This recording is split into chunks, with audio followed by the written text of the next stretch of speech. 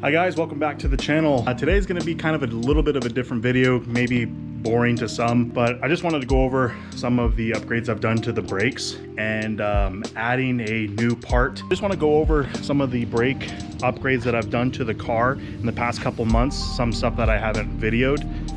Let's start off. I need to get the wheels off and I need to show you the brake pads that I have now, as well as replacing a pesky part that I know a lot of you people have probably ran into, not specifically on this car, but just in cars in general. And if you haven't seen one, how to replace it, I will show you how to do it today.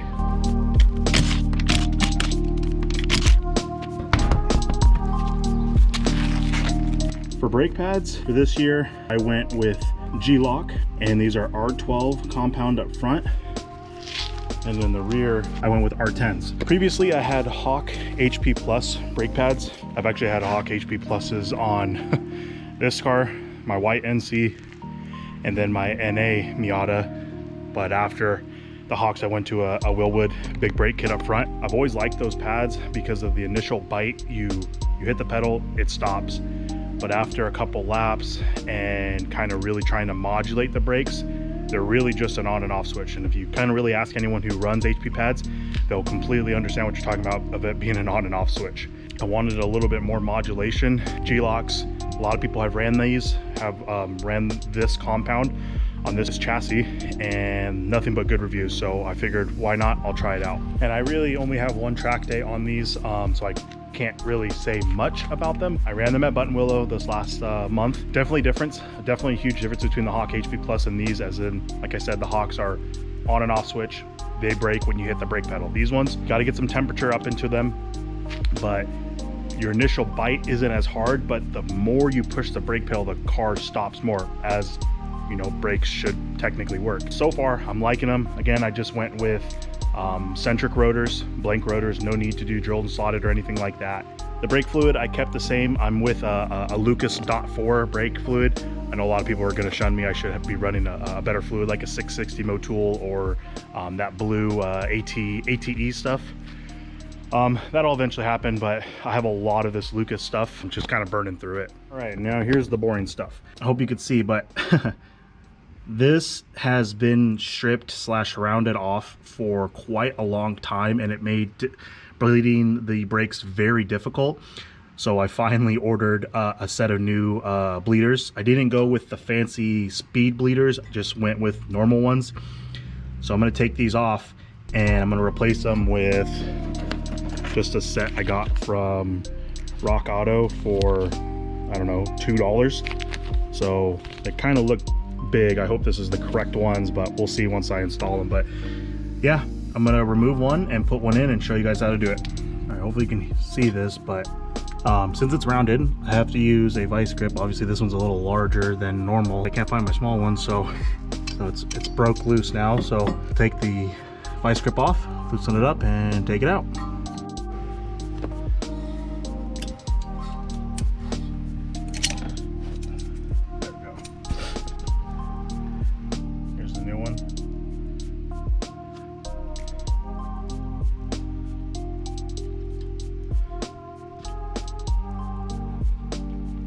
Sometimes this metal's super soft and it could round, so we'll tighten this one up. Snug, doesn't need to be super tight. There you go. Here's the old one, all mangled up.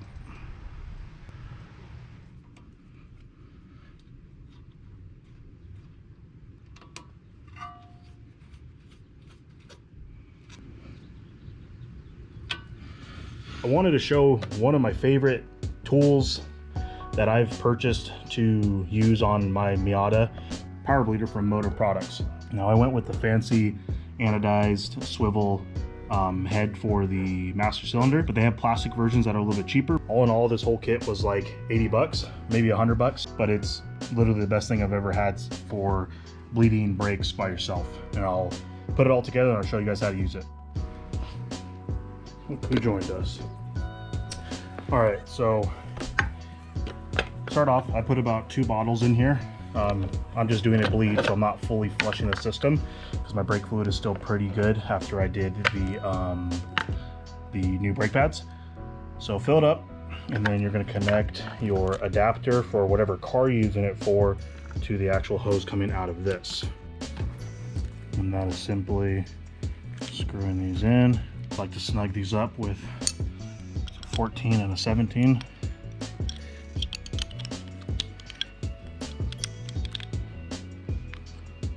Take the cap off, motive bleeder adapter, and you screw on. Basically as tight as you would get the normal cap. And these have a pressure gauge on it. I like to go about, I don't know, about 17 pounds. But all you do is take the handle,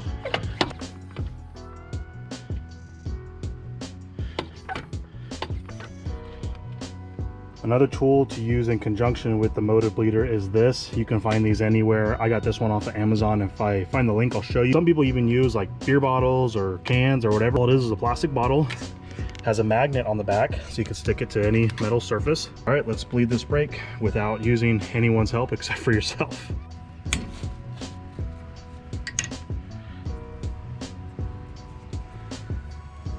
Bottle has a nice spot for it to go to. Obviously, I just bled these not too long ago. I didn't do the front because of that bleeder was messed up, but as you can see, there's no air bubbles coming out. So I let go. I let all that fluid drain in here so any residual can go back down. This is all tightened up. Put my cap back on, and that's done. That's easy. Now you go on to the next one.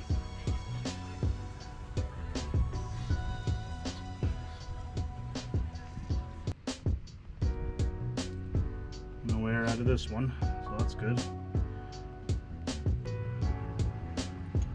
Yeah. 2 big bubbles came out. A little bit of dirt too.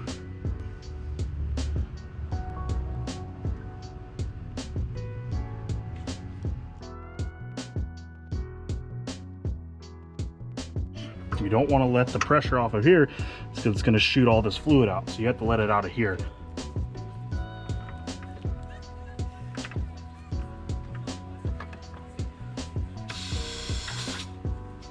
Let all that fluid come back into here. Set this out of the way, and what you're left with is a reservoir that's at the correct spot for the fluid mark. Okay, so now we're done with the boring stuff. I will show you guys a cool part. So this is from a company called Touchstone Racing. He made a brake master cylinder stopper for the NC chassis Miata. My good buddy Jackson, also known as Colored in Light on YouTube, installed this part. I saw the video, I saw what it did, and I had to have it. It was about 80 bucks shipped. He does black and he does red, I believe. Black was in stock, I like the black better. Super easy install, has adjustable for the stopper, but I'm gonna put the camera on the master cylinder just to show you how much it flexes.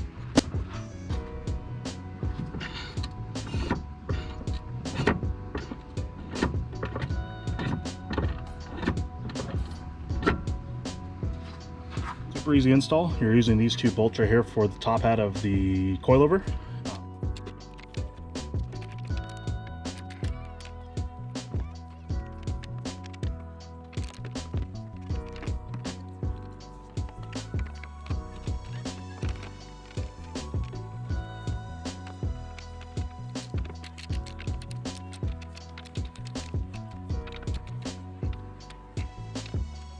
Went underneath the little bracketry for that strut tower bar. I'm kind of using it as like a, I don't know.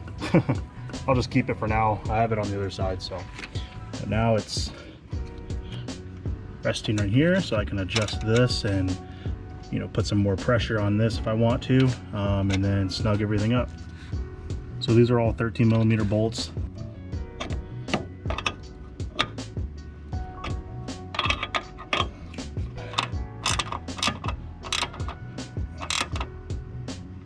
Now a little bit of flex, but the brake pedal feel already is a lot better. Cool little product. I don't see any downsides of using it, and those are the parts that I like. good welds. And if you guys want to purchase this, I'll put the link in the description below. And if you had a keen eye during this video, I know you saw my fender vents. I went ahead and got some. Didn't paint them. I kind of like the look of the raw 3D print look. So these are all in. I have a lot of cleanup to do for the sealant that I use. Yeah, there's a lot of NCs who have these fender vents.